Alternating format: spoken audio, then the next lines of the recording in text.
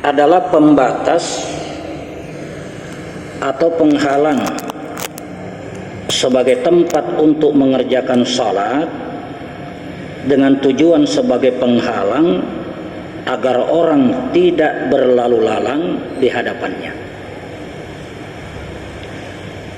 Jadi sesuatu yang kita gunakan sebagai penghalang agar orang tidak lalu lalang di hadapan kita ketika kita sedang berdiri salat. Nah, itu makna sutra menurut syar'i, ya. Kemudian hukum sutra fi shalah, hukum sutra dalam salat, ya. Yang perlu kita pahami bahwa ulama-ulama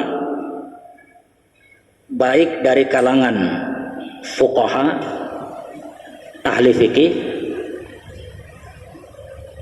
atau kalangan muhadditsun, ahli hadis, ya, qadiman wa hadisan, baik yang dulu ataupun sekarang, ya, itu sama seia sekata menegaskan bahwa sutroh itu disyariatkan, ya. Jadi tidak ada khilaf di kalangan ulama bahwa sutroh itu disyariatkan, ya. Disyariatkan dalam salat.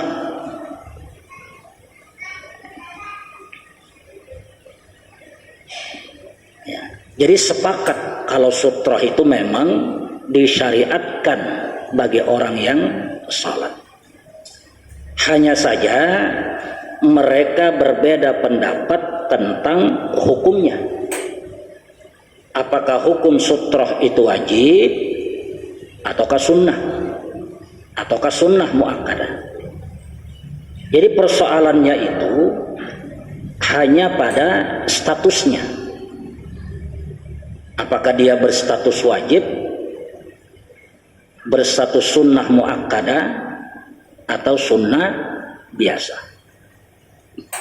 Tetapi bahwa mereka sepakat itu disyariatkan, iya.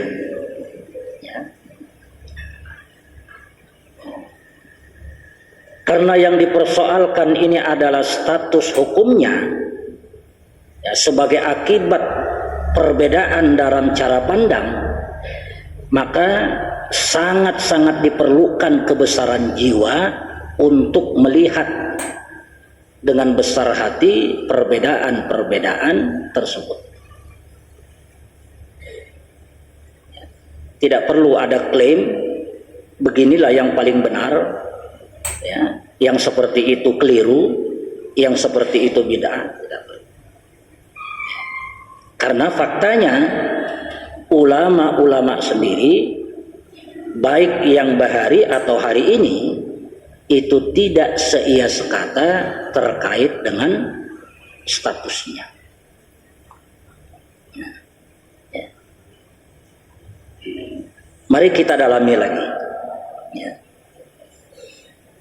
Dalam kitab Fiqh Sunnah, ya, sebagaimana yang ulun kutip, ini referensi utama ulun, itu disebutkan bahwa yustahabbu lil musalli ay yaj'ala baina yadayhi sutratan tamna'ul murur amamahu wa takuffu basarahu amma wara'aha. Redaksinya menggunakan kata yustahabbu, ya. Sebahagian orang menerjemahkan yustahabbu itu disunnahkan, padahal tidak mesti. Yustahabbu itu artinya disukai.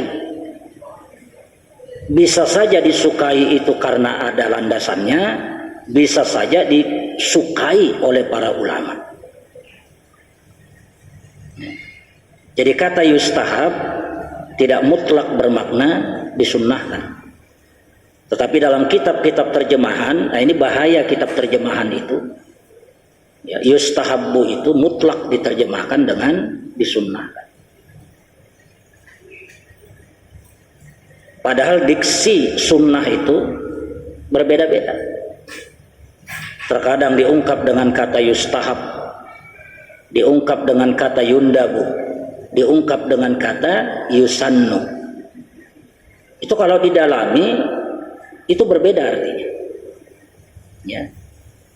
Jadi dalam kitab fiqh sunnah itu menggunakan diksi yustahabbu, disukai bagi orang yang sholat untuk menjadikan di hadapannya, maksudnya meletakkan di hadapannya itu sutroh yang mencegah orang untuk berlalu lalang di hadapannya dan mencegah pandangannya dari apa yang ada di sebaliknya. Jadi dua fungsi sutra itu makanya disukai. Pertama, untuk memberitahukan kepada orang-orang agar tidak melewati dirinya yang sedang sholat. Ya. Ini loh batasannya. Nah, ini tandanya. Jadi jangan lewat di bawah itu. Tapi kalau mau lewat juga, lewatlah di atas.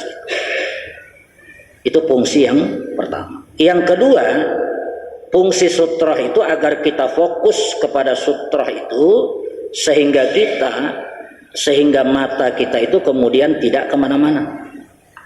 Ya. Jadi fokus melihat di daerah sutrah itu. Jadi tidak jelalatan kemana-mana, tidak ke atas, gitu ya, naik turun matanya itu. Nah itu fungsi sutra. Berdasarkan apa yang disebutkan oleh Sayyid Sabiq di dalam kitab Fiqh Sunnah. Ya. Sementara itu di dalam kitab Sahih Fiqh Sunnah oleh Abu Malik Kamal bin As-Sayyid Salim itu disebutkan yusannu lahu. Nah, ini menggunakan kata yusannu. Ya. Yusannu lahu, disunnahkan lahu bagi siapa? Bagi orang yang sholat. Ya. Ayyaja'ala amamahu sutratan fis shalah tamna'ul murur amamahu wa taquffu basarahu amma wara'aha. Jadi fungsinya sama, cuma penggunaan katanya yang berbeda.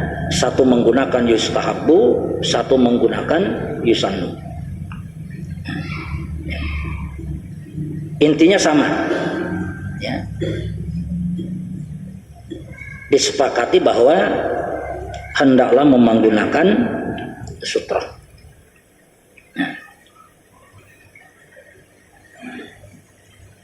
Kemudian sebahagian ulama itu ada yang menganggap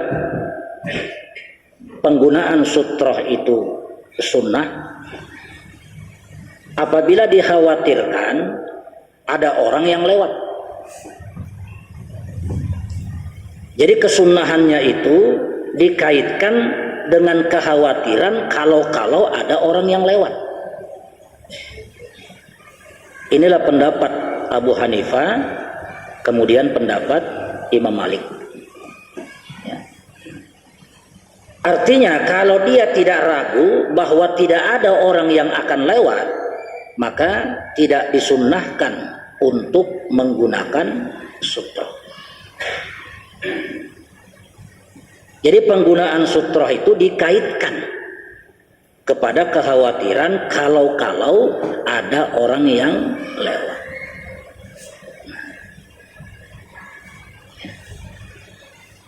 Dari situ saja kita sudah bisa menangkap Bapak Ibu sekalian bahwa terkait dengan sutrah ini ada yang memutlakkan bahwa menggunakan sutrah itu disyariatkan, ada yang menggantungkannya pada sesuatu.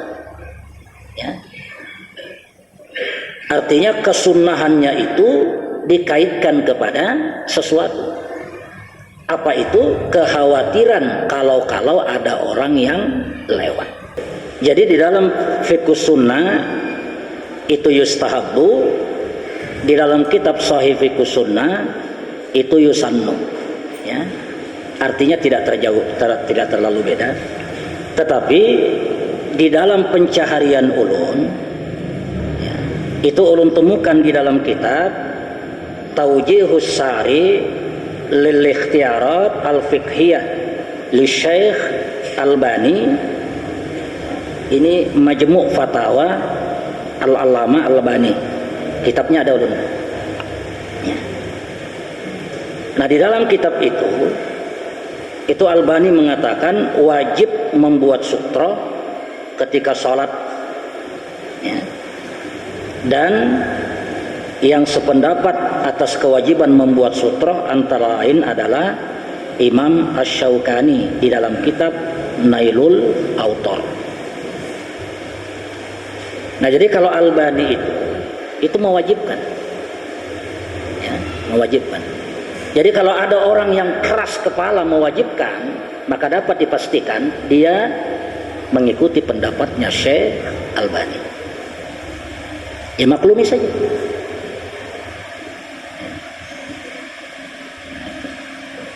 Karena ada referensinya. Ya. Lalu ada juga yang berkata bahwa sutroh di dalam sholat itu hukumnya sunnah muakkadah.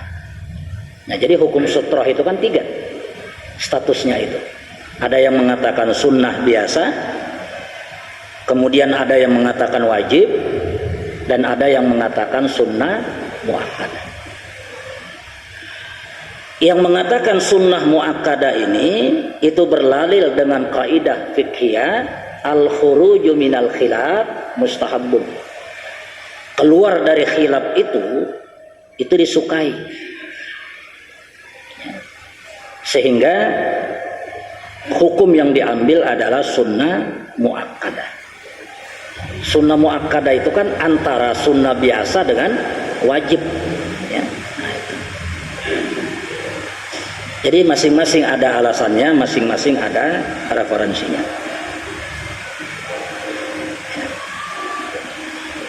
Syekh Ibnu Utsaimin ditanya tentang hukum sutroh, maka beliau menjawab, fayusannu alla yusalliya illa ila sutratin walakinnaha laysat biwajibatin alal qaulir rajih alladzi alaihi jumhuru ahli ilm. Kalau Syekh Albani yang dijadikan rujukan oleh saudara-saudara kita salafi itu mewajibkan sutra, maka syekh yang lain yang juga dijadikan rujukan oleh saudara-saudara kita salafi, dalam hal ini Ibnu Utsaimin, itu justru berpendapat yang berbeda. Beliau menegaskan bahwa sutroh itu hukumnya sunnah dan bukan sebuah kewajiban. Artinya di kalangan salafi sendiri itu tidak seia sekata terkait dengan sutroh. Ada yang mewajibkan, ada yang mensunnahkan. Jadi ada yang keras, wajib. Tapi ada juga yang tidak. Bahkan sebagaimana yang kita sebutkan tadi, ada juga yang berpendapat bahwa kesunnahannya itu dikaitkan dengan kekhawatiran. Artinya hukum asal dari sutroh itu sebenarnya bukan sunnah, bukan wajib, bukan sunnah muakkadah. Dia baru menjadi sunnah ketika kemudian dikhawatirkan ada orang yang lewat. Ya. Ini perlu kita ajak dulu, Pak, ke situ. Baru nanti kita kerucutkan bagaimana pendapat tarjih. Ini yang kita bawa bulik. Tapi ilmu itu penting supaya tidak gampang mewadah orang. Ya. Jadi Syekh Ibnu Utsaimin itu mengatakan menurut pendapat yang rajih, menurut pendapat yang kuat, yang mana pendapat inilah kemudian yang dipegang oleh jumhurul ulama, bahwa sutra itu hukumnya sunnah dan tidak wajib. Ya, sunnah dan tidak wajib. Nah, itu status sutra. Lalu pertanyaan selanjutnya adalah, lantas dengan apa sutra sholat itu terwujud? Ya. Jawabannya adalah, sutra sholat itu sudah terwujud atau sudah dianggap memadai, ya, baik dengan berupa benda yang didirikan orang di dalam sholat di mukanya, seperti tombak, tiang masjid, dinding, pohon, ranjang, bahkan ujung karpet atau sejadah yang diletakkan di dalam masjid. Artinya apabila itu sudah ada seperti ini, ya, yang putih-putih ini, itu sudah dianggap memadai sebagai sutra.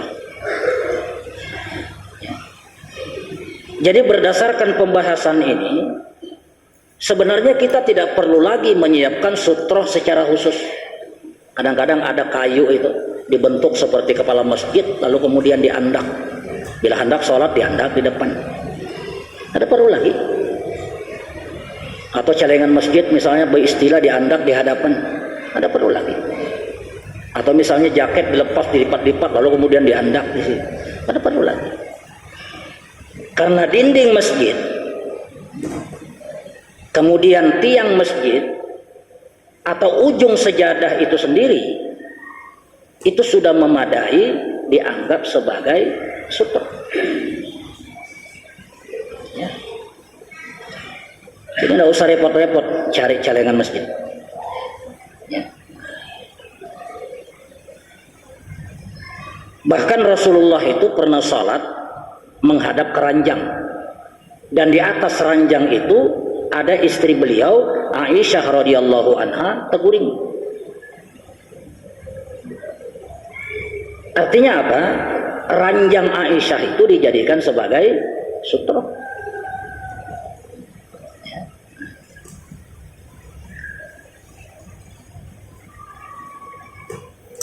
Jadi ada beberapa hadis, ada beberapa riwayat yang bisa kita lihat, kemudian kita renungi untuk argumentasi, ya.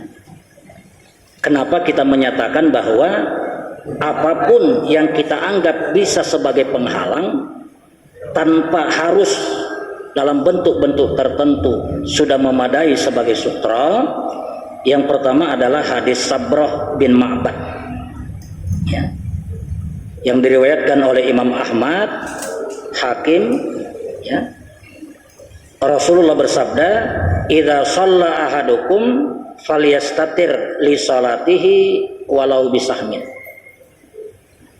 Kata Nabi Shallallahu Alaihi Wasallam, apabila salah seorang dari kalian salat, maka hendaklah dia memakai sutroh untuk salatnya, walaupun hanya dengan sebujur tombak.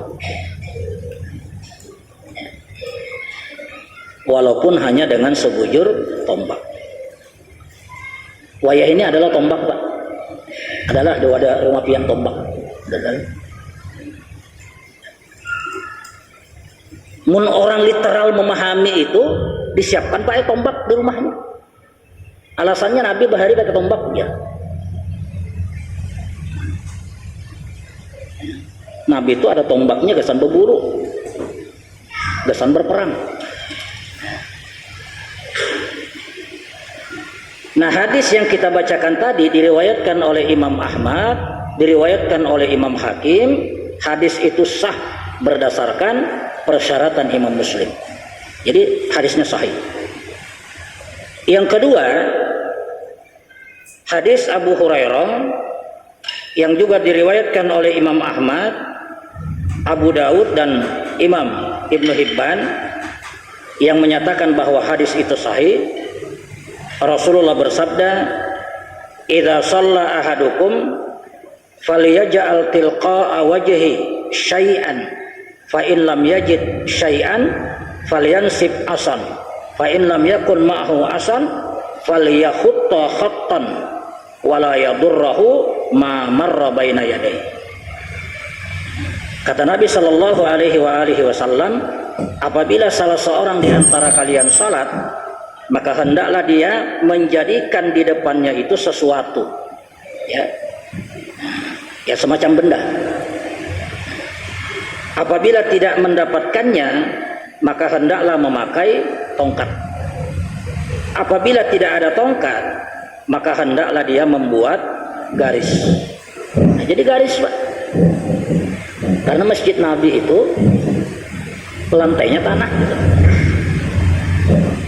Nah, hari ini lantai kita berkeramik, kemudian diambali, kemudian pakai sajadah putih. Apa bedanya?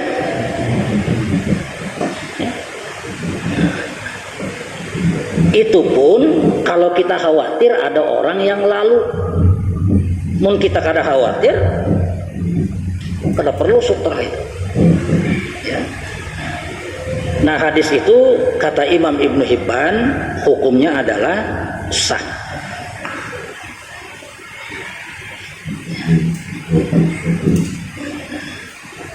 Kemudian hukum berjalan di hadapan orang yang sholat memakai sutra. Ini ada dua, Pak.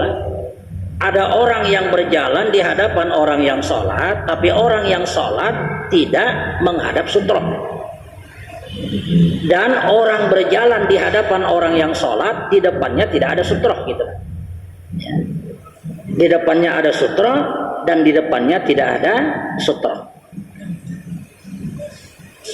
Kalau hukum berjalan di hadapan orang yang sholat, di depannya ada sutra, itu haram. Ya. Kalau dia memaksa, maka kita harus menghalangi.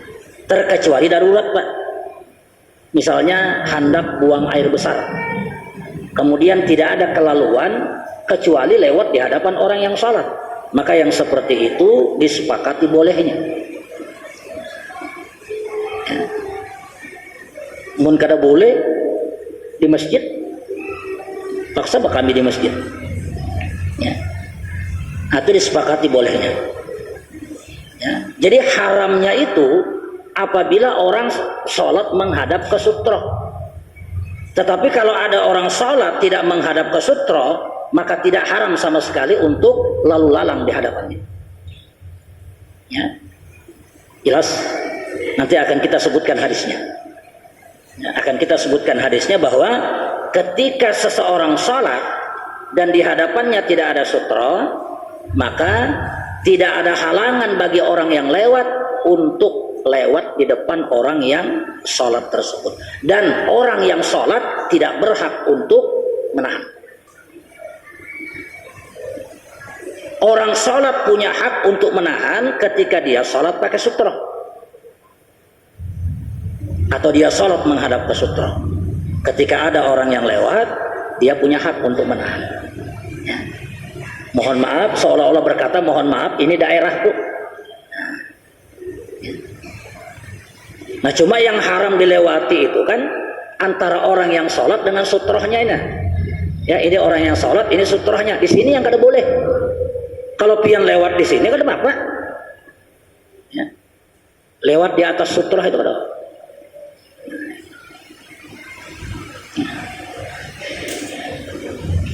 Nah, jadi hadis-hadis yang mengatakan haramnya lewat di hadapan orang yang sholat menggunakan sutrah itu diantaranya adalah sabda Nabi yang diriwayatkan oleh Al-Jamaah dari Busr bin Sa'id. Ujar Nabi, "Lau ya'lamul maru baina yadil musalli madza alaihi lakana ayyakifa alaihi khairun lahu min ayyamurra baina yadayhi." Andai kata orang yang berjalan di muka orang yang sholat itu mengetahui betapa besar dosa yang harus ditanggungnya, kalau dia melewati orang yang sholat pakai sutra, niscaya berhenti selama 40 itu lebih baik baginya daripada berjalan di muka orang yang sholat. Di sini disebutkan arba'ina. Pertanyaannya 40 apa? 40 hari, 40 minggu, 40 bulan, 40 tahun, 40 abad, tidak ada penjelasan. Tidak ada penjelasan. Sehingga tafsirnya umum saja. Intinya kalau orang sholat pakai sutra, dilarang lewat di situ. Karena dosanya sangat besar. Kalau orang pakai sutra. Kalau tidak masalah.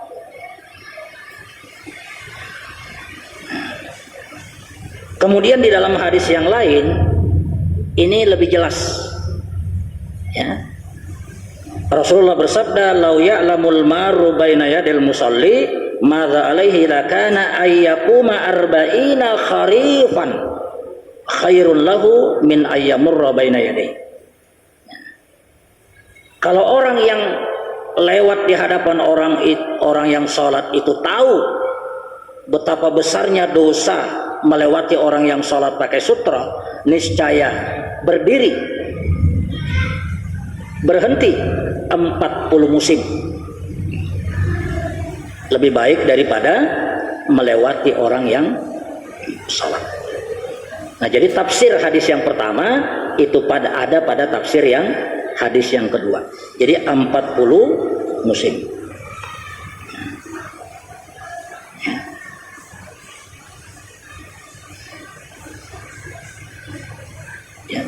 Kemudian